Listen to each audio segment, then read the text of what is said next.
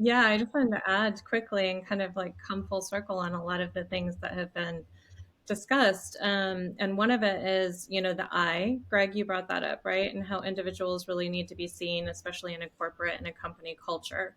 And I agree with that completely. They need to be seen, heard, and felt. That's what everybody wants.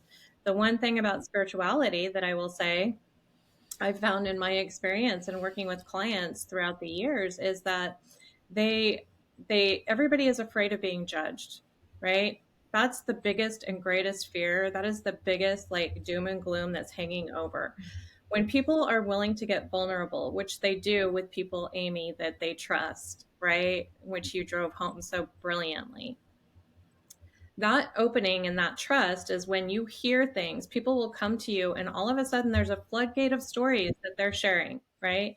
And this is when the coaching and the consulting projects get really good. And we talked about art, and I will say, like, I went to school for art, but then I grew up in corporate America, right? And excelled and climbed the ladder. And then I became a consultant and have been for 13 years. And the thing about that spectacular, like, just the process that I went through, right? To get to that place, the trust gets established, the people open up.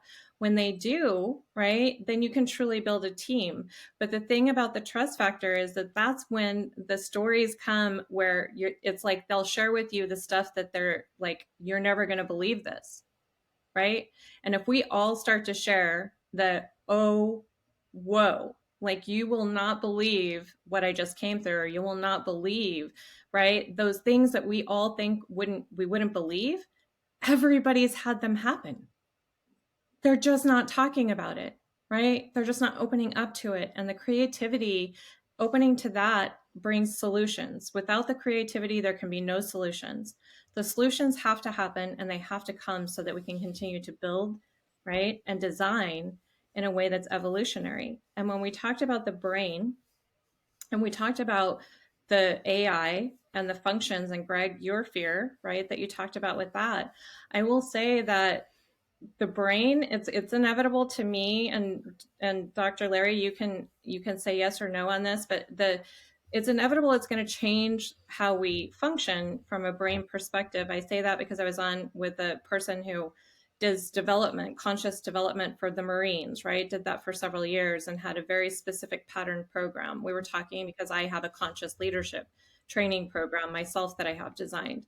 He was saying there's certain maneuvers, patterns, just like when you write, you retain information in your brain. If we're suddenly not doing that, and now we're doing it all via computer, it's inevitable that there's going to be some functions that will change for us moving forward, evolutionary in the future. But I will equate that to like an ADHD diagnosis. And we didn't start having those until we got to a place where we weren't studying via encyclopedias anymore. And we started functioning on computers. Brains started thinking faster. So, I mean, it is what it is. We're coming into a place where evolution is required on the human factor, right? Like we need to ante up now as humans, and we need to take ownership in our operating systems so that we can start to be consciously aware with our creations moving forward.